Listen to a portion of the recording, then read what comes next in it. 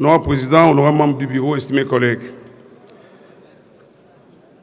je ne pouvais pas dire sans objet, parce que l'honorable Néné a parlé. Mais Président,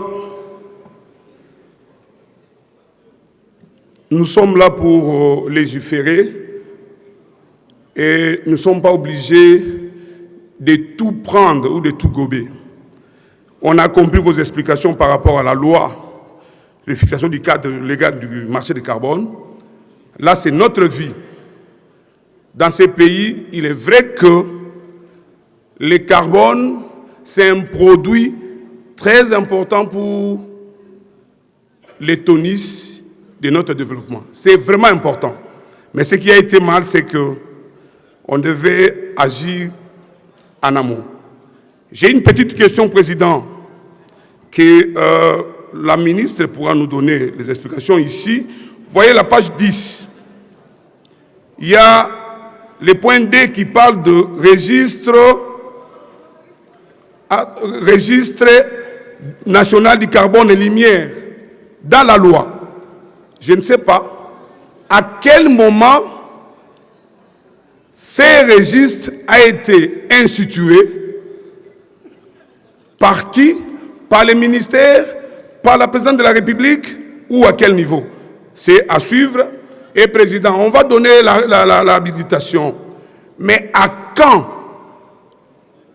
on va avoir la commission? Parce que par moment, on s'est dit, quand il y a des habilitations, la commission tardera à venir ou ne viendra pas. Pourtant, les carbones, moi de l'Équateur, Maïndombe et tout ça, les carbones va nous donner un tonus, comme les autres. Mais c'est comme si on était de prendre cette question dans la légère parce qu'on est ça. Non, non, on aime bien avoir l'argent et changer les choses, mais nous voulons certainement que nous puissions parler de cette question. Mais Président, je vous pose la question, à quand vous allez instituer la commission pour essayer d'amender ces documents qui, certainement, il y a des coquilles et que nous voulons que nous puissions avoir les moyens pour notre pays, mais nous voulons certainement que la commission soit là. Parce que quand on vous donne, j'ose croire que Président, même pour le téléphone, vous allez refuser de nous prendre au téléphone par rapport à ça. Nous voulons que vous puissiez nous fixer dans cette plénière à quand la commission sera là. Merci Président. Merci beaucoup, chers collègues. Avant le début de la plénière, vous avez eu la position de votre conférence. Vous êtes vice-président de la commission.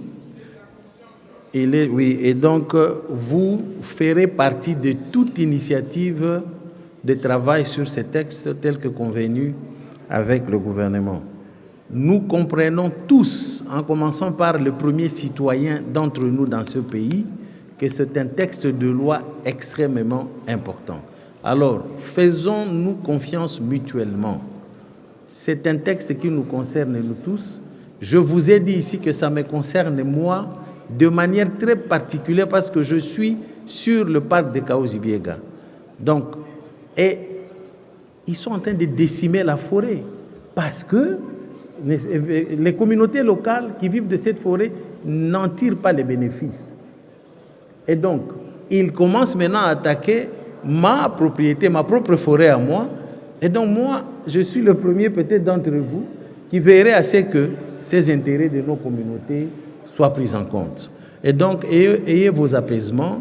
Nous tous, nous visons le même objectif, celui de l'amélioration de la situation du trésor public et de la protection de la forêt, et bien entendu, en veillant aux intérêts des populations riveraines. Nous allons y travailler. Soyez rassurés que votre président va faire un suivi avec tout son bureau de ces processus.